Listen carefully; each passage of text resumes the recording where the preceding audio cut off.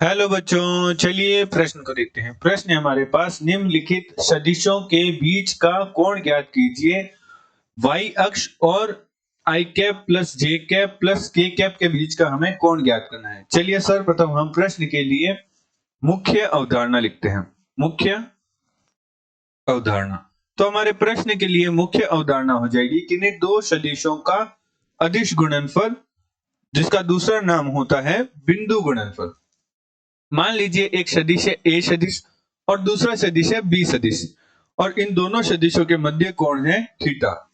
तो a सदिश का b सदिश के साथ बिंदु गुणनफल का मान बराबर होता है a सदिश का परिमाण गुणा b सदिश का परिमाण गुणा cos थीटा, जहां से हमारे पास cos थीटा बराबर प्राप्त होगा a सदिश का b सदिश के साथ बिंदु गुणनफल बटा a सदिश का परिमाण गुणा b सदिश का परिमाण। तो निम्न सूत्र की सहायता से हम दो सदिशों के मध्य कोण ज्ञात कर सकते हैं। अतः प्रश्न अनुसार प्रश्न में हमें कहा है y अक्ष और एक सदिश दे रखा है, उनके मध्य कोण ज्ञात करना है। तो y अक्ष के लिए सदिश रूप क्या होगा? y अक्ष के लिए सदिश हमारे पास होगा जिसे हम a सदिश नाम दे देते हैं, जो कि हमारे लिए होगा 0 i cap plus j cap plus 0 k cap. क्योंकि x तथा z के निर्देशांक y अक्ष में शून्य होते हैं, तो हमारे पास y अक्ष के लिए सदिश रूप प्राप्त होगा जिसे हमने a सदिश नाम दे दिया, जो कि हमारे पास आया 0 i cap plus j cap plus 0 k cap. एवं हमें प्रश्न में दूसरा सदिश दे रखा है, उसका हम b नाम दे देते हैं, जो कि हमारे पास है i cap plus j cap plus k cap. क्योंकि हमें सूत्र में a सदिश का परिमाण एवं b सदिश के परिमाण की आवश्यकता होगी, तो सर्वप्रथम हम a सदिश का परिमाण ज्ञात करते हैं। तो हमारे पास a सदिश का परिमाण होगा वर्गमूल i के गुणांक का वर्ग, j के गुणांक का वर्ग एवं k के गुणांक का वर्ग के योग का वर्गमूल हमारे पास a सदिश का परिमाण होगा, अर्थात वर्गमूल 1, जो कि हमारे पास प्राप्त हुआ 1। एवं हम b सदिश का परिमाण ज्ञात करते हैं, तो b सदिश का भी परिमाण किस प्रकार ज्ञात किया जाएगा? जैसे हमने a सदिश का परिमाण ज्ञात किया था, i के गुणांक का वर्ग प्लस j के गुणांक का वर्ग प्लस k के गुणांक का वर्ग। तो हमारे पास प्राप्त होगा वर्गमूल 3। और हमें सूत्र में a सदिश के साथ b सदिश का बिंदु गुणनफल या अदिश गुणनफल की भी आवश्यकता होगी, तो हम बिंदु गुणनफल भी ज्ञात कर लेते हैं। तो हमारे पास a सदिश था 0 i cap plus 0 i cap plus j cap plus 0 k cap का बिंदु गुणनफल करना है i cap plus j cap plus k cap के साथ।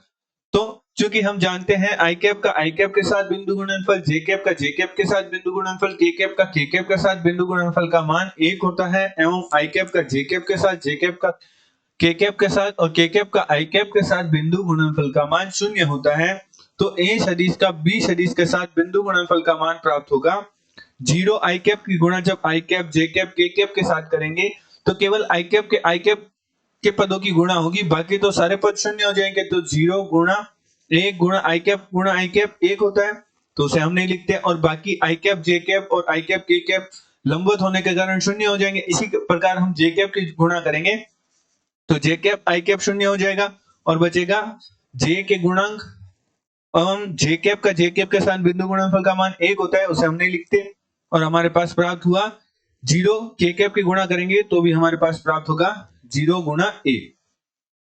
तो अर्थात हम कह सकते हैं कि दो सदिशों का बिंदु गुणनफल हमारे पास दोनों सदिशों के i कैप के गुणांकों का गुणा प्लस j कैप के गुणांकों की गुणा प्लस k कैप के गुणांकों की गुणा से प्राप्त होता है। अतः हमारे पास a सदिश का b सदिश के साथ बिंदु गुणनफल का मान प्राप्त हुआ 1। अतः सूत्र अनुसार मुख्य अवधारणा में हमने सूत्र देखा था कि cos थीटा बराबर हमारे पास होता है a सदिश का b सदिश के साथ बिंदु गुणनफल बटा a सदिश का परिमाण गुणा b सदिश का परिमाण।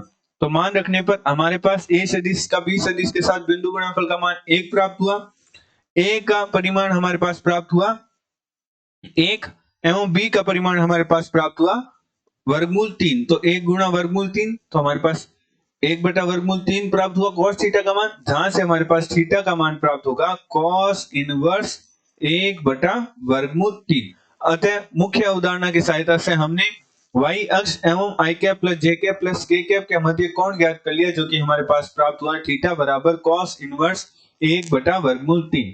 आशा करते हैं आपको प्रश्न का समझ आया होगा। धन्यवाद।